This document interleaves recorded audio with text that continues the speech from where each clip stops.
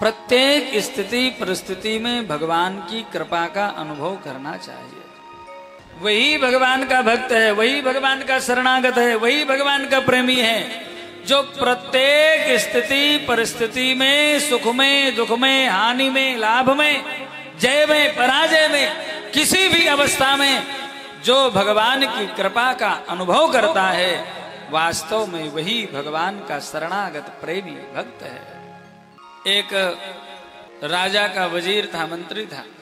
उसकी आदत थी हर बात में एक बात कहने की, भगवान की बड़ी कृपा है।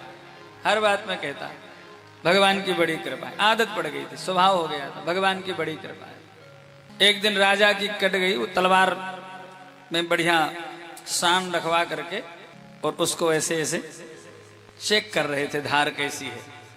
तो जैसे ही महाराज देखा तो महाराज वो ज्यादा धार अच्छी पैनी हो गई थी, तो उंगली कट गई। उंगली कट गई, खून निकलने लग गया। सब लोग भागे, महाराज महाराज लाओ लाओ, कुछ औषधि लाओ, उपचार लाओ। मंत्री कह रहे थे भगवान की बड़ी कृपा है। राजा ने तिरछी दृष्टि से देखा, मूर्ख, मेरी उंगली कट गई और कह रहा है भगवान की बड़ी कृपा है। बंदी बना लो, जेल में डाल दो इस मूर्ख को। महाराज आज्ञा दी गई तो जेल में डाल दिया गया। अच्छा, जब जेल में डालने के लिए ले जा रहे थे सैनिक, तब भी वो मंत्री जी कह रहे थे भगवान की बड़ी कृपा है, भगवान की बड़ी कृपा है। जेल में डाल दिया, महाराज का उपचार कराया गया। कुछ दिन के बाद में घाव भर गया, लेकिन कट तो गई थी उंगली। एक दिन राजा के मन में आया, चलो शिकार करने चलते हैं। शिकार करने के लिए जंगल में गए।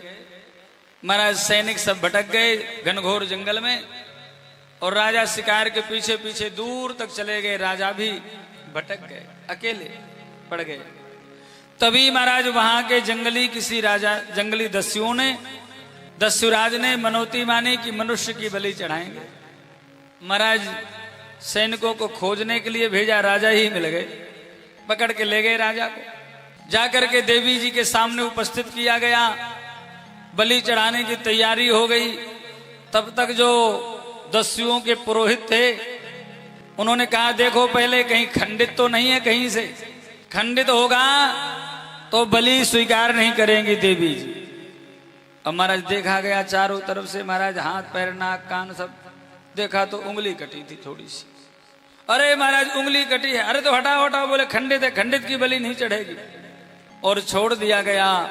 अब तो महाराज जब छोड़ दिया तो राजा को महाराज जैसे 1000 घड़ा पानी डाल दिया हो, ऐसे हो गए राजा। और एकदम से मंत्री की बात याद आई, जब मेरी उंगली कटी थी तो मंत्री ने कहा था भगवान की बड़ी कृपा है, यदि आज उंगली नहीं कटी होती तो आज मस्तक कट जाता, गला कट जाता। राजा वहां से लौट करके आए, जैसे तैसे घर पहुंचे। सैनिकों को बुलाया, मंत्री को बहुत आदर पूर्वक गाजे बाजे के साथ जेल से मुक्त करके लाया जाए।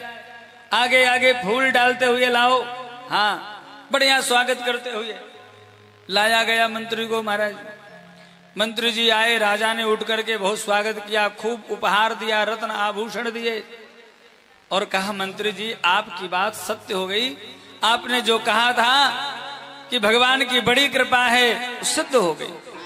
लेकिन मंत्री जी एक बात समझ में नहीं आई, मेरी बात तो सिद्ध हो गई कि मेरे ऊपर भगवान की कृपा थी इसलिए उंगली कटी, नहीं तो गला कट जाता। लेकिन आप जब जेल जा रहे थे तो कह रहे थे कि बड़ी कृपा है, आपके ऊपर क्या कृपा सिद्ध हुई?